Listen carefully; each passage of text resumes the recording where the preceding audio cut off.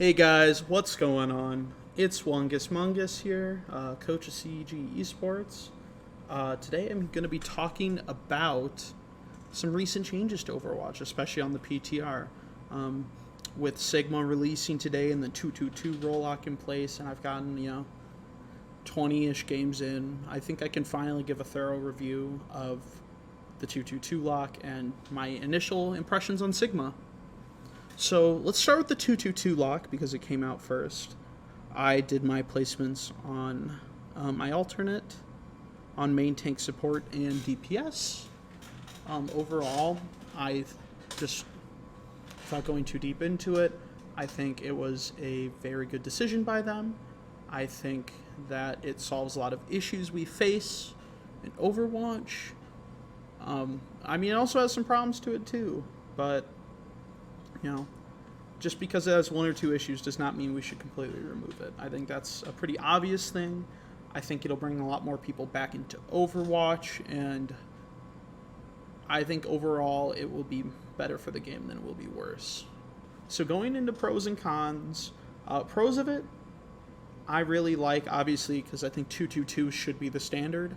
I think that it allows people to, be a lot more confident on one here without having to worry about, having five other, tank or support or DPS mains on the team. So it allows you to queue with some, belief that you won't just get fucked over. So that's, I think, a definite improvement. I was a big fan of 222 lock, and I preferred hero bans over 222 lock, but I think 222 is definitely an improvement over what it was before. I really like that they allowed it so that you have separate SR for tank, DPS, and support, because now I don't have to have three accounts to, play on different heroes, so I don't get, yelled at by my teammates for choosing one thing or the other. Some cons to it are, as of now, I think the SR algorithms are a little fucked, especially with MMR. I am a almost 4K tank main. I went 4 for 5 on my placements in that, and I got placed 3,600. So, as far as I know, it takes stats in previous seasons into account.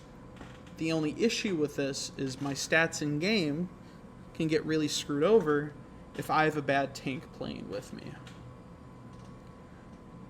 So, meaning, especially I think tanks more than anything, if you're a main tank and you have a bad off tank, you are screwed. And, that's it. You just can't play. Same with off tank having a bad main tank. I think on DPS you can still excel. I think on healer you can still do pretty good even if you have a bad team.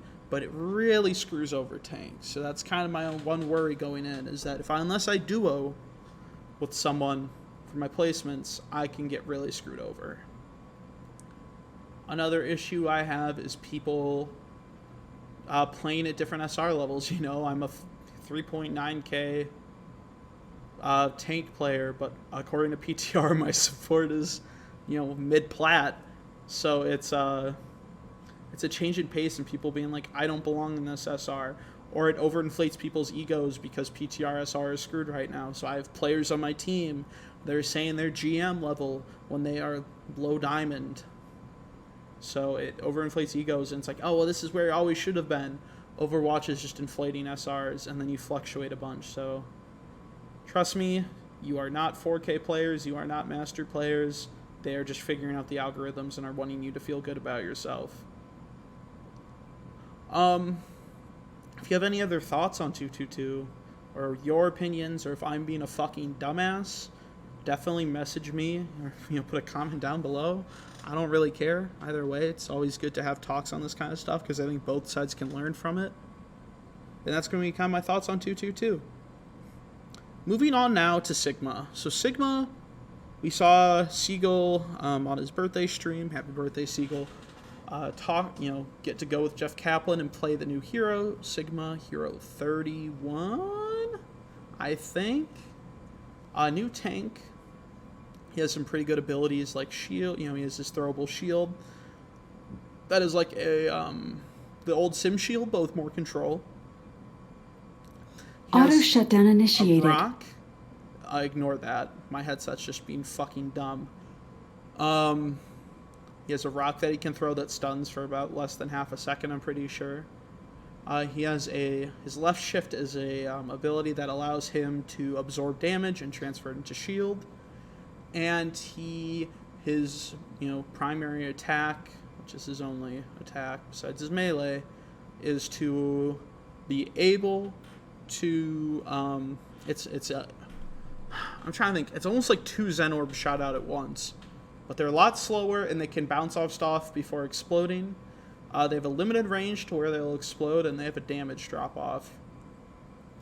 So kind of He has 400 health, 100 of which being a shield, which is a little unimpressive in terms of tanks, as most of that being health. It's a lot harder to just regen it, compared to Zarya, where you can kind of do whatever you want. And you have 200 extra shield to work with, so if you take 200 damage, you can fall back and heal, and then go back in. Whereas with him, you don't have that. His left shift is unable to stop project, as in like beams or particles.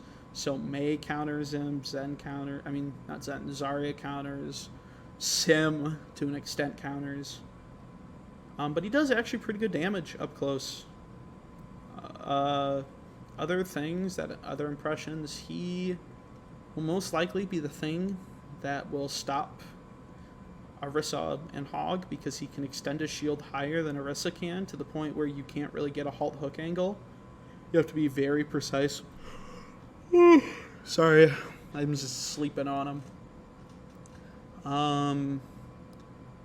He can combo well, I think, with really any tank in the game, besides Hog, but Hog will just kind of do his own thing, because he is he's a hybrid tank. He's kind of like Ball in a way that he can kind of be played however you want, so there's not a issue if you aren't popping off on him. So let me know any thoughts you have on Sigma and the 222 lock down below. Be sure to like and subscribe. This is a really fucking shitty and put together video, but whatever. You better like and subscribe anyways. Follow my Twitter, at WungusMungus. I'm coach of CG Esports. Follow me on Twitch. I stream whenever I frickin' feel like it. And yeah, hope you guys have a good rest of your day, and happy birthday again, Seagull. Bye-bye.